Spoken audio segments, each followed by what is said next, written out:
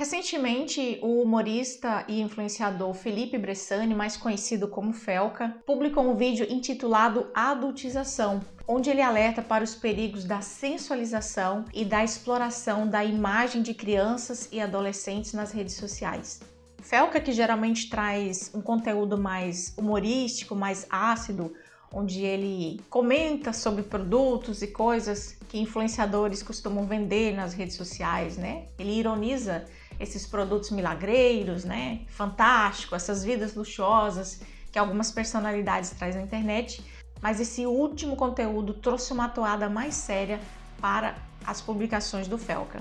Nesse conteúdo, o Felca cita especificamente o influenciador Ítalo Santos, acusando-o de transformar menores em uma espécie de produto para atrair a audiência de adultos, com cenas sensualizadas, dancinhas sugestivas, em ambientes cercados por álcool, por exemplo, além de expor esses adolescentes em um contexto íntimo. E na ocasião ele usa um caso emblemático que é o da Camilinha. É uma garota que aparece nos vídeos do Ítalo Santos desde os 12 anos de idade, e o seu conteúdo, o conteúdo da Camilinha, inclusive, incluía o registro do pós-operatório dela ao colocar o primeiro implante de silicone aos 17 anos de idade. E em suas últimas notícias, a Camilinha esteve grávida do irmão do Ítalo Santos, mas perdeu essa criança espontaneamente. O vídeo do Felca, gente, viralizou, ultrapassou os 30 milhões de visualizações. Mas a gente tem que saber que o grande vilão dessa sensualização das crianças na televisão, nas redes sociais, não é o Ítalo Santos. Ele é o personagem da vez, ele foi denunciado, ganhou exposição, já teve as suas redes sociais bloqueadas, desmonetizadas. A defesa do Ítalo pode recorrer porque todas essas decisões são em caráter provisório. O Ítalo tem a sua chance de defesa. Agora vamos pensar aqui no termo adultização.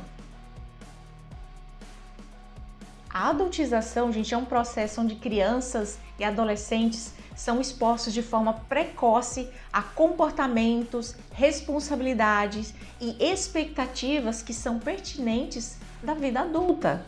Muitas vezes, antes de estarem psicologicamente preparadas, elas são expostas a conteúdos inadequados, assumem papéis familiares que não são de sua responsabilidade, lidam com a pressão e a expectativa das pessoas, trabalham desde muito cedo. Tudo isso é adultização. Tira ela daquele momento que ela está vivendo chamado infância, que é de se educar, de aprender sobre si mesmo, de se divertir. Então ela acaba perdendo a própria infância em prol de servir a outros adultos. E isso traz consequências psicológicas muito negativas, porque a gente sabe que a televisão, as redes sociais já estão explorando a imagem de crianças há muito tempo.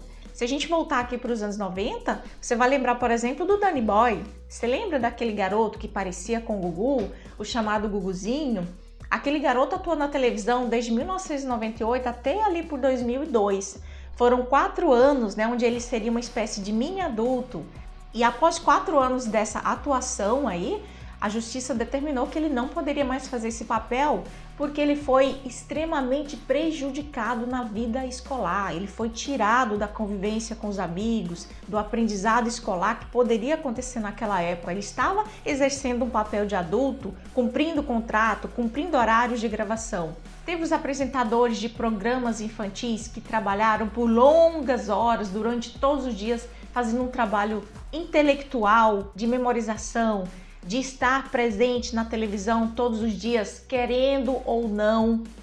Crianças imitando danças e grupos musicais adultos. A gente vive também uma onda de pregadores mirins, que são os mini missionários, crianças que são colocadas num contexto de idolatria, de diferenciação, de superioridade espiritual, de ter a responsabilidade de trazer mensagens motivacionais para grandes massas. Tudo isso é um processo de adultização, porque elas começam a lidar com as expectativas, com as críticas dos outros e vão experienciar emoções complexas que não seriam para elas nesse momento da vida.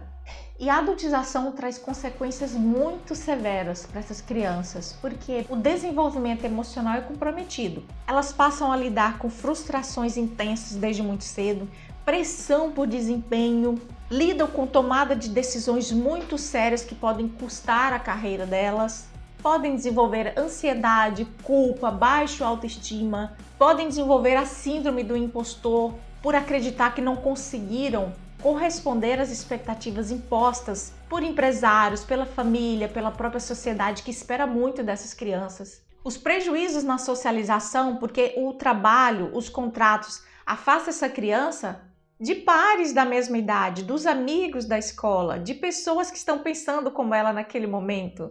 Então ela perde habilidades sociais importantes, saudáveis. E o futuro dessa criança, o futuro profissional financeiro fica condicionado a esse momento que ela vive na infância, a esses contratos, a essa remuneração que ela tem agora. E a partir do momento que essas crianças são vistas como mini adultos, elas não conseguem construir uma identidade infantil autêntica. O que vai ser no futuro? Crise de identidade, falso self, que é o quê? A sensação de vazio, a sensação de inexistência quando toda essa admiração e bajulação acabar. É muito comum crianças que foram muito expostas aí na infância ter problemas de se encontrar na fase adulta. Essa dificuldade de lidar com a própria história acaba com o sujeito. Aí vem crise de ansiedade, depressão, às vezes ao abuso de entorpecentes. E a gente vê muitas crianças que foram famosas na infância se sucumbir, literalmente perder suas vidas porque não conseguiram lidar com tudo isso aqui que eu falei. Uma outra consequência muito séria quando você traz crianças e coloca ela nessa posição de autoridade, de líder, de ícone, é que ela vai ter problemas no seu narcisismo. O narcisismo é um traço importante da nossa personalidade, que é como a gente lida com o próprio ego, lida com os semelhantes, né? Como a gente se vê no mundo, como a gente vê o outro no mundo.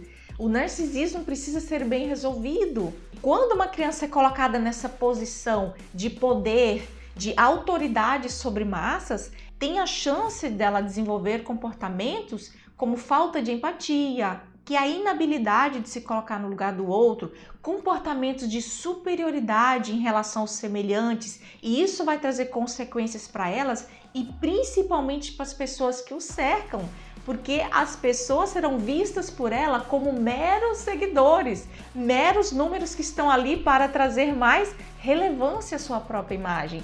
E a gente fica pensando o seguinte, tá? Mas só crianças que foram famosas, que foram expostas, é que tem esses problemas. E na verdade não.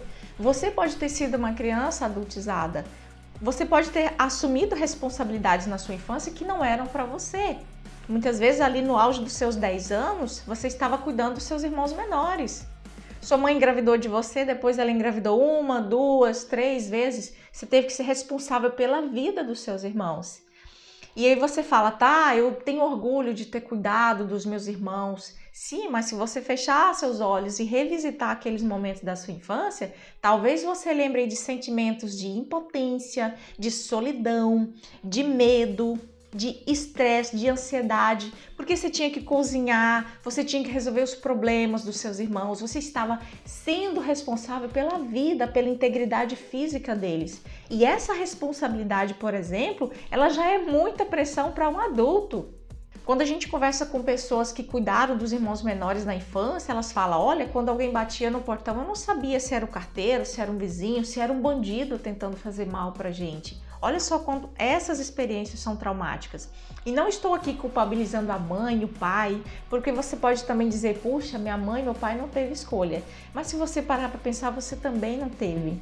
Às vezes a gente vê também histórias de garotos que tiveram que ser pais de família muito cedo, né? Às vezes o pai foi embora, o pai faleceu, e você, como um garoto ali de 13, 14, 15 anos, teve que arrumar um emprego para sustentar a casa. O seu desempenho escolar foi prejudicado, aquele momento de você jogar com seus amigos, socializar na praça, foi totalmente comprometido, você perdeu esse momento, porque você estava trabalhando desde muito cedo. Tem gente que até saiu da escola, ali na adolescência, para poder trabalhar, sustentar a mãe, sustentar a irmã mais nova, que não poderia ter um emprego.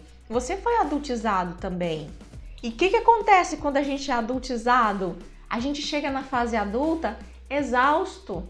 Você passou a infância inteira sobrevivendo e lidando com pressões que não era para você. Você está exausto. É completamente compreensível. E é importante a gente saber que não existe terapia que recupera a infância perdida, mas existe terapia que ajuda a lidar com as consequências de ter perdido a sua infância para desempenhar o papel que um adulto deveria ter desempenhado no seu lugar, por exemplo. Quando a gente é criança, a gente precisa se divertir, a gente precisa de tardes livres, de bobeira, de experimentar tédio, de inventar moda, de simplesmente ir para o quarto desenhar a hora que quiser.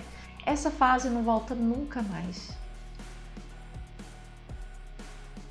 A gente sabe que esse debate da adultização vai longe, né? E eu sei que você tem uma opinião sobre isso, principalmente se você gosta de assistir e ler conteúdo sobre comportamento humano. Você acha que isso é apenas um momento que vai passar, que essa denúncia do Felco é mais um estardalhaço? Você acha que vai trazer frutos aí para as nossas políticas públicas? Vai mudar alguma coisa? Eu sei que você tem uma opinião e o seu comentário é muito importante. Se inscreve no canal para a gente se encontrar futuramente. Eu agradeço por você assistir até aqui. A gente se vê nos próximos vídeos e tchau, tchau!